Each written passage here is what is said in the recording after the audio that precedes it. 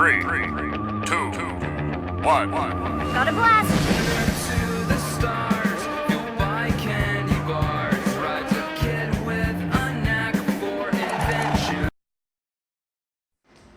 Antes de empezar a hablar de los neurotransmisores, vamos a dar una pequeña introducción del sistema nervioso, el cual es el encargado de coordinar, integrar funciones vitales del organismo, tanto para el mantenimiento de la homeostasis como para la adaptación del organismo al medio en el que se desarrolla.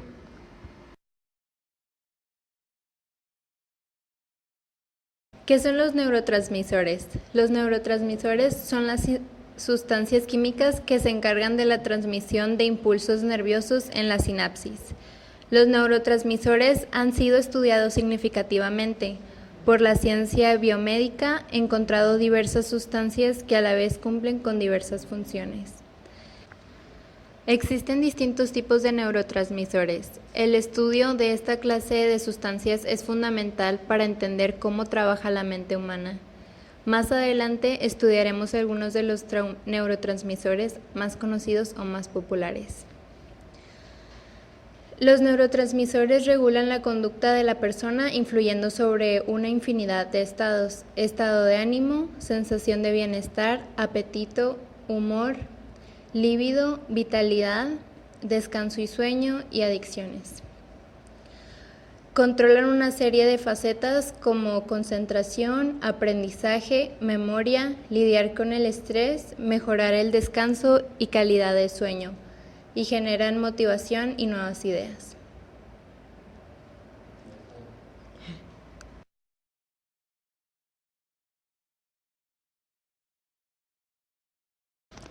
Clasificaciones de los neurotransmisores. Los tipos de neurotransmisores pueden clasificarse a partir de estas categorías, cada una de las cuales engloba varias sustancias. Aminas.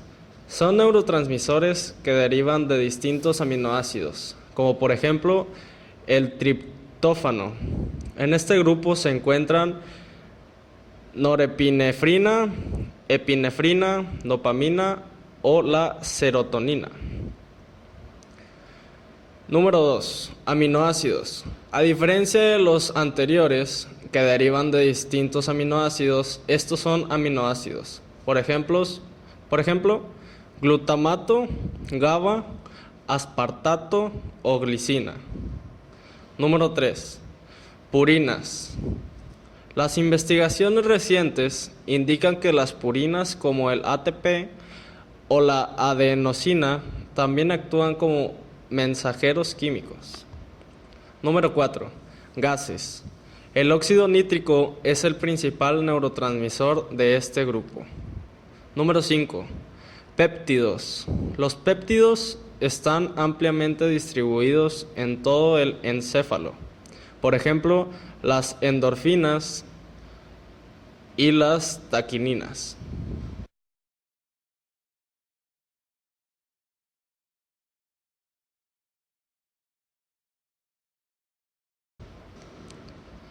El funcionamiento de los neurotransmisores. No hay que olvidar que a pesar de que cada uno de los tipos de neurotransmisores pueden ser asociados a ciertas funciones en el sistema nervioso y por lo tanto a ciertos efectos a nivel psicológico. No se trata de elementos con intenciones y un objetivo a seguir, de modo que sus repercusiones en nosotros son puramente circunstanciales y dependen del contexto.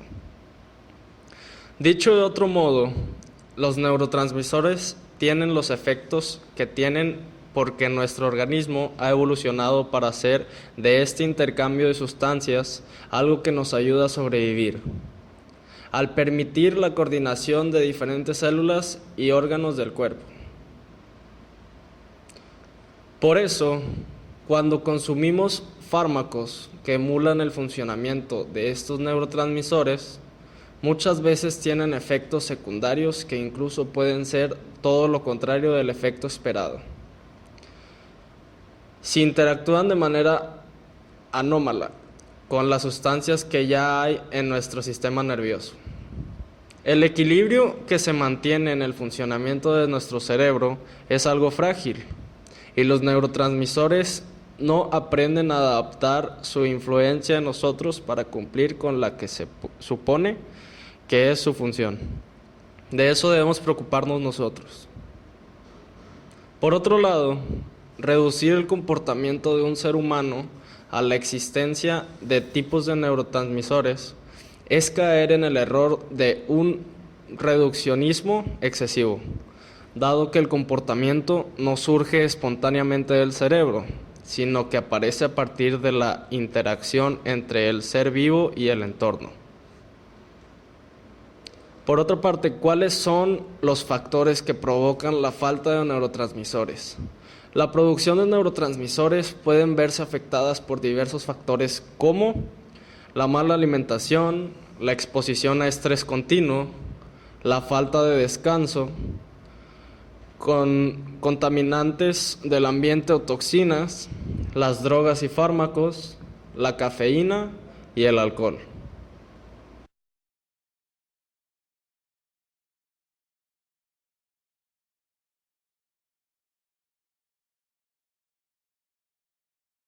Sobre algunos de los neurotransmisores podemos mencionar la acetilcolina, que básicamente este neurotransmisor estimula los músculos a través de las neuronas motoras, cumpliendo funciones excitatorias o inhibitorias.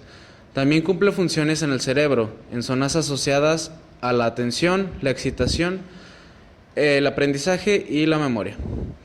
Podemos mencionar otra como la colecistoquinina, que es la que participa en la regulación hormonal. Otra es la dopamina, o también llamada monoamina, que controla los movimientos voluntarios del cuerpo y también regula las emociones placenteras, que básicamente cumple las funciones inhibitorias. Otra de ellas son las encefalinas o neuropéptido. Su función es inhibitoria, ayudando a bloquear el dolor. Otra de ellas puede ser la endorfina o también neuropéptido de igual manera.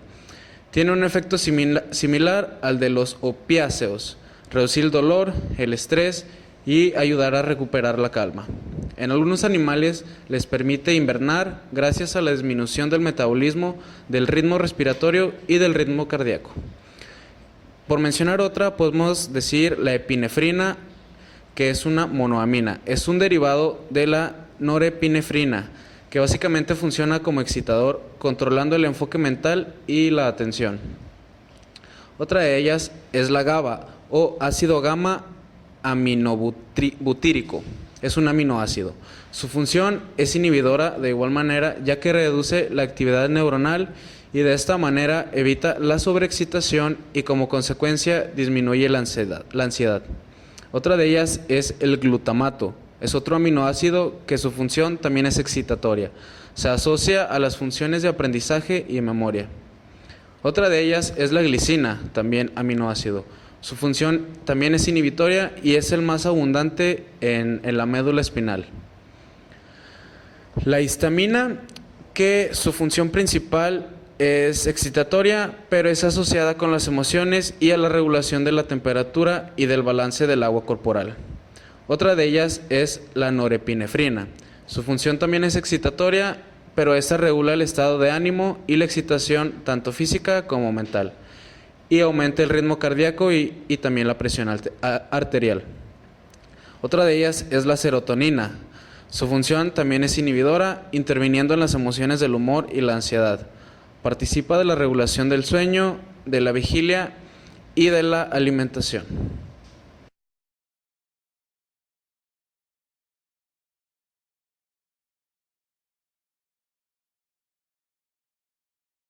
Aunque la ciencia del amor está aún en su infancia, los científicos desde diferentes áreas empiezan a tener las primeras ideas sobre la naturaleza y el origen del amor. Pero es gracias a los avances técnicos de la neuroimagen en la última década, por lo que hoy conocemos gran parte de los circuitos cerebrales, estructuras neuronales y neurotransmisores, que provocan que caigamos presos de un querubín con aspecto inocente y nos enamoremos. Los estudios demuestran que la primera vez que nos enamoramos, los niveles de serotonina se desploman y los centros de recompensa del cerebro se inundan de dopamina. El efecto es similar al de una droga altamente adictiva.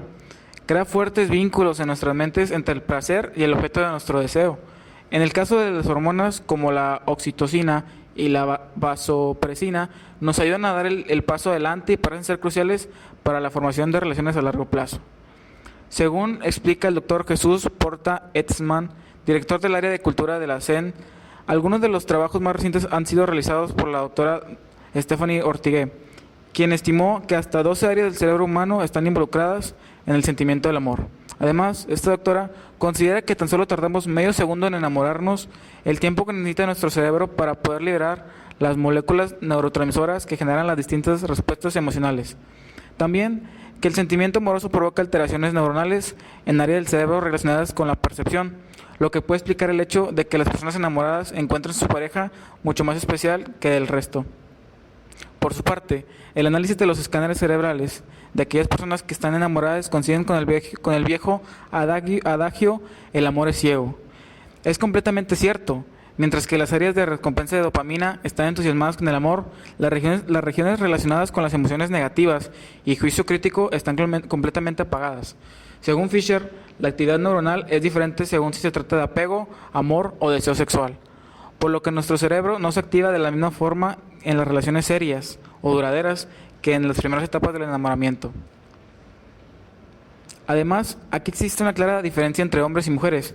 Mientras que los hombres, cuando se enamoran, parecen tener una mayor cantidad en la región cerebral asociada a los estímulos visuales, en las mujeres se activan más las áreas asociadas a la memoria. Pero, ¿qué nos rompe el corazón? Por desgracia, no todo es vino y rosas cuando se trata de amor. El éxtasis, la euforia, el júbilo y la alegría pueden ser acompañados por sentimientos tan negativos como celos, rabia, rechazo y odio. El hecho de enamorarse puede haber evolucionado porque la mayoría de personas ha decidido centrar su atención en una persona ideal para ahorrar tiempo y energía. Esto hace además que mejore sus posibilidades de supervivencia y reproducción. Desafortunadamente, eso también significa que las personas están predispuestas a sufrir terriblemente cuando son abandonadas por su compañero sentimental.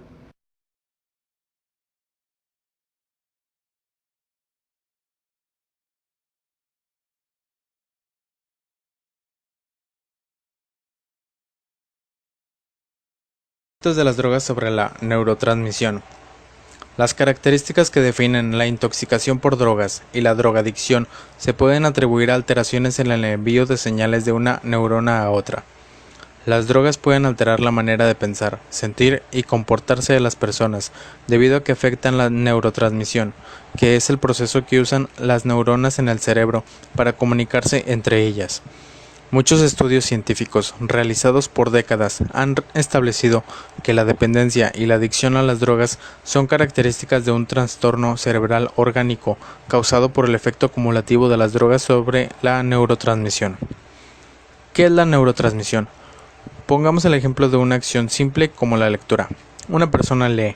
Las palabras escritas llegan al cerebro a través de los ojos y se convierten en información que se transmite de una neurona a otra hasta llegar a las regiones que procesan la información visual y fijan el significado y el recuerdo.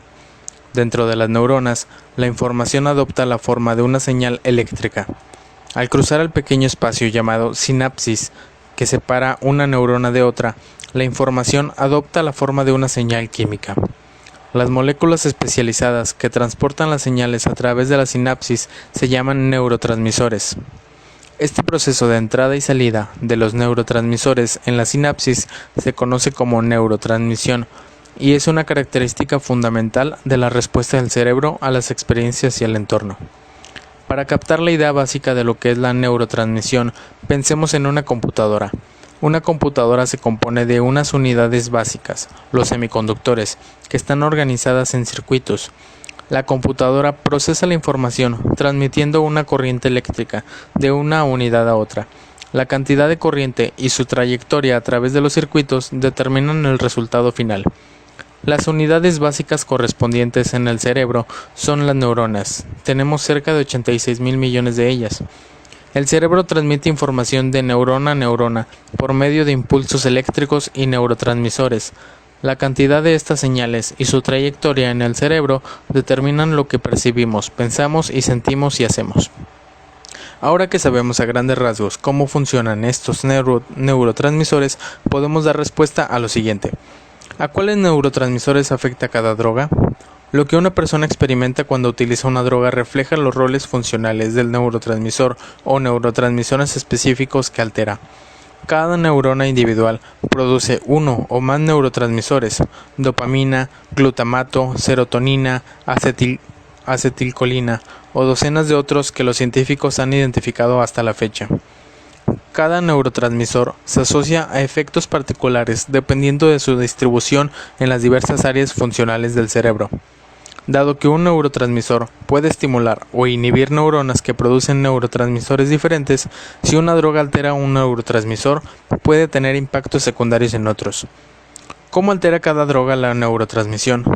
Como se describió anteriormente, la neurotransmisión es un proceso cíclico que ocurre en varias etapas, utilizando componentes especializados de las neuronas emisoras y receptoras.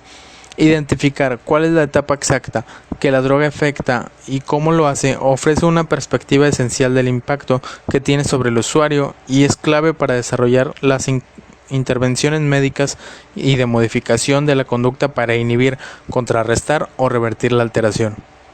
Algunas drogas imitan a los neurotransmisores, por ejemplo, la heroína y los opioides de venta con recetas se asemejan químicamente a los opioides naturales del cerebro, endorfinas y encefalinas, lo suficiente como para activar y estimular sus receptores especializados. Otras drogas alteran la neurotransmisión al interactuar con los componentes moleculares de los procesos de emisión y recepción en lugar de con los receptores. La cocaína, por ejemplo, se une al transportador de dopamina, el conducto molecular que arresta la dopamina que está flotando libremente en la sinapsis y la lleva de regreso a la neurona emisora. Mientras la cocaína está ocupando el transportador, la dopamina no puede volver a ingresar a la neurona, se acumula en la sinapsis, estimula más copiosamente los receptores de las neuronas receptoras y el impacto que produce en las neuronas receptoras es mucho más intenso que el que ocurre naturalmente. As far back as I can remember, I always wanted to be a gangster. Yeah, nigga, I'm still fucking with you. Still waters run deep. Still Snoop Dogg and D.R.E. Nah, nigga. Guess who's back? Still.